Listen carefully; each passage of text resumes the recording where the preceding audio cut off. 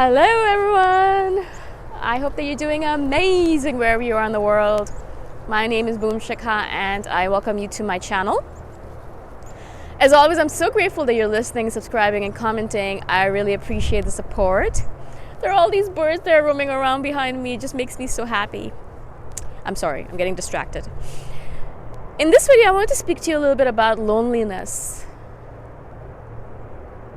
As a person who has experienced immense amounts of loneliness in her life, because of my awkwardness, because of my shyness, because of all of the different quirks that I had, because of the misunderstandings that happened, because of my shyness or awkwardness, I have experienced a lot of that in my life. And I do realize if you are lonely right now, where you're coming from and how you're feeling and how terribly, terribly isolating it can be. But I wanted to kind of speak to you a little bit about some of the things you can do to alleviate that loneliness. Some easy things that you can do in order to alleviate it. Some things that don't actually require human contact, that much human contact at least. Things that I used to use in order to, when I first started deciding, okay, I don't want to be lonely anymore and I want to move past this phase of my life. I started doing certain things. And so hopefully maybe this will be helpful to you. If not, just ignore it, it's fine. I was recently speaking to a psychologist. One of my yoga teachers is actually a psychologist as well, a psychotherapist. I actually get confused between the two. Anyways, she works with people. And she was telling me that from all the readings that she's done and a lot of the stuff that she's studied, she's realized that a lot of the psychological disorders, a lot of the temperaments that we have, the extreme temperaments, they usually happen because of, if you go deep enough, if you go deep down into the source of it, usually it's because of a lack of connection and a sense of loneliness.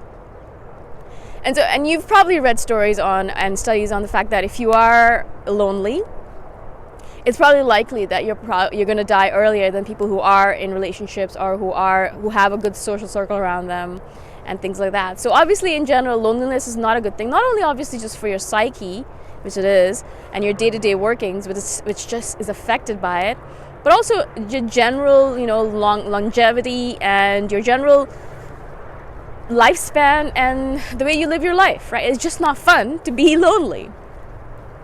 Now you might be saying, well, it's not my choice. I didn't choose to be lonely.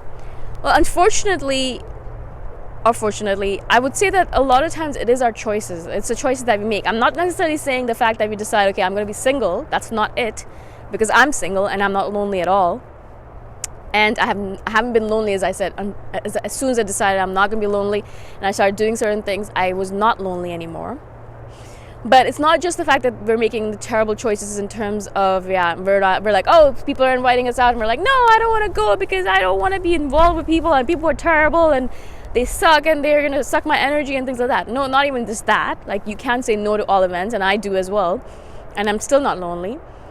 And it's not even just the fact that I spoke about this earlier, about faith and having God on your side, or at least someone that you trust, you believe, that great creator, and he or she or it, the angels, the guardian angels, they're all with you all the time. Yeah, and if you don't believe in it, that creates a sense of loneliness as well. But that's not it either. It's the fact that we make choices every single day that constantly tell us, that constantly prod at us, that are constantly whispering in our ears saying, you're lonely, you're lonely, you're lonely, you're lonely. It's like this constant refrain in our head that's constantly telling us, oh, you're lonely. Oh, this is because you're lonely. That's because you're lonely. And it's just basically, maybe it's your own voice telling you that, so maybe that's okay. But I don't think it is. I think it's someone else's voice telling you. Perhaps it's your parents, or your sister, or your siblings, or the person that's like your friend who's married and is constantly telling you, oh, you're lonely, aren't you? You're lonely. Or society in general, who's always telling us, if you're lonely, you need to get married because otherwise you're going to be alone when you're dead. Which is something that people constantly talk about. I'm like, what about while you're alive? Have you thought about your life right now? Instead of just worrying about when you're dead and if you're going to be alone at your deathbed. But the point is that you need to start focusing on the fact that actually perhaps you're listening to the wrong voice. And maybe you're actually not really that lonely. Maybe actually you're completely fine And the voice that's telling you that you're lonely is actually false. And it's actually really funny because I find that a lot of these mental games that we play with ourselves are so not only chaotic but torturous to ourselves. It's like we're constantly in a pattern of torturing ourselves, of making ourselves suffer with thoughts that we tell ourselves we're thinking. They're not our real thoughts, but someone has kind of inputted them into our head, and then we kind of carry them with us for the rest of our life thinking that they are our thoughts. And so when I was younger, my mom would constantly tell me, oh, you're lonely. If you don't have friends, then you're going to be lonely.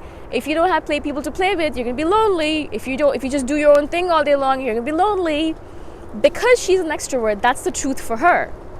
Actually, it's not the truth for her either, because in fact, she's happier when she's by herself. But again, she's been telling herself for so long that she needs people around her in order not to be lonely that she believes it. And so as a constant refrain, she was constantly telling me this, and my teachers would say the same thing, because I was very happy playing by myself. And they would constantly be like, oh, no, you should play with other people if you don't want to be lonely. And I would at first think to myself, I'm not lonely. I'm fine, right? As a child always does. They're, very truthful with themselves, and they're honest, and they know exactly what's going on. But as I got older and I kept on hearing the same thing over and over again, I was like, maybe they're right. Maybe I am lonely. Maybe it's true. And I started believing it, right?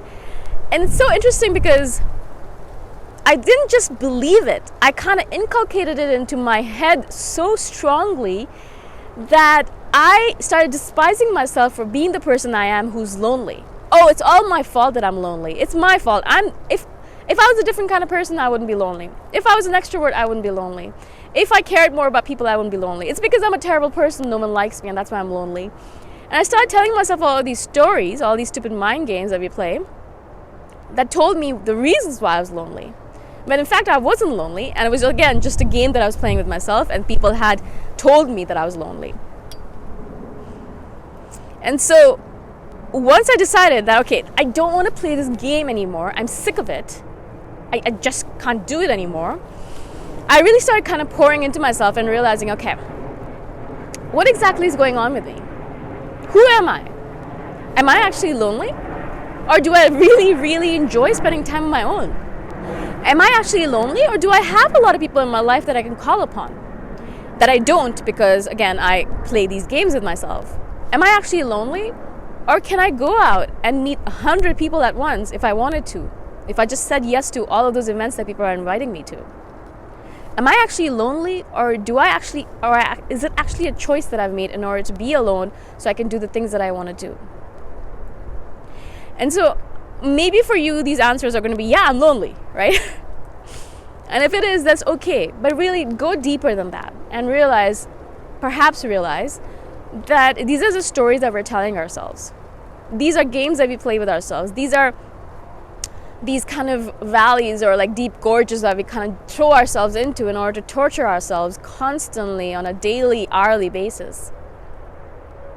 So once I realized actually I'm not lonely, that I have lots of people in my life, actually too many, so I started cutting people out. And I have events to go to, I just don't want to go to them. In fact, I love being on my own, love being at home, love being with my mangas and with my characters of my books and on my own as much as possible. And in fact, I realized that I'm actually lonelier when I'm around people. Some people, not all people, but some people. And the people that I'm not lonely around, those are the people that I want to build a relationship with. And so I started building a really good relationship with my siblings because I'm never lonely when I'm around them. I started building a really good relationship with a couple of friends of mine, which I'm never lonely around. And the rest I was all right with if they left me. Because I wasn't worried. I wasn't clinging on to them because I was afraid that I was going to be lonely. Because I wasn't. Right? And so even if you're an extrovert, I think this still applies to you. Because again, you have to remember that if you're not enough for yourself, if you can't just be by yourself and be on your own, then no one else is going to be enough for you. And in fact, this is true for my mother because she's an extrovert. And when she's around people, she hates it. When she's by herself, she hates it. Because she can't be by herself because she does not like being around herself. She doesn't like herself. And she doesn't like being around other people because they make her feel even terrible about herself. More terrible than she actually already feels.